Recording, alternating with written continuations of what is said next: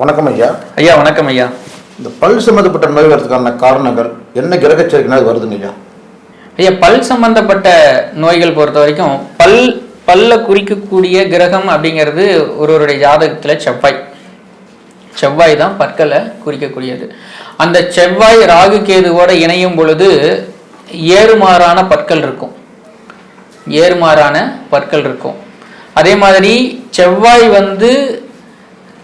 கேதுவோட இணைஞ்சு ரொம்ப க்ளோஸ் டிகிரியில் இருக்கும்போது ரொம்ப அதிகப்படியாக சிறு வயதிலேயே பல்லை பிடுங்கக்கூடிய சூழ்நிலை, அந்த பல்லு ரொம்ப அதிகமாக பாதிக்கப்படுறது, பற்களை எடுத்துட்டு ஆர்டிஃபிஷியலாக பற்கள் வைக்கிறது, இந்த மாதிரியான ஒரு சூழ்நிலையை இந்த ராகு கேதுக்கள் தான் அதிகமான செய்யக்கூடியதாக இருக்குது. இந்த இடத்துல பொதுவாக இந்த பெண்களுக்கு பல் தொந்தரவுகள் ஏற்படும் பொழுது கணவன் மனைவியோட அந்யோன்யமும் குறையும்.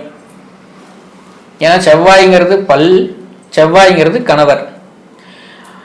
ஒரு பெண்ணுக்கு பல்லுல பிரச்சனை வருது அப்படின்னா அவருடைய கணவரோட ஏதேனும் பிரச்சனைகள் வருதுன்னு அர்த்தம், அல்லது அவர்களுக்குள்ள ஒற்றுமை இல்லைனாலும் பல்லோட பிரச்சனை வரும்.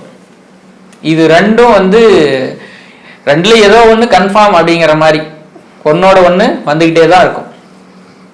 பொதுவாக செவ்வாய் பாதிக்கப்பட்டுச்சுன்னா பல் தொந்தரவுகள் கண்டிப்பாக வரும்.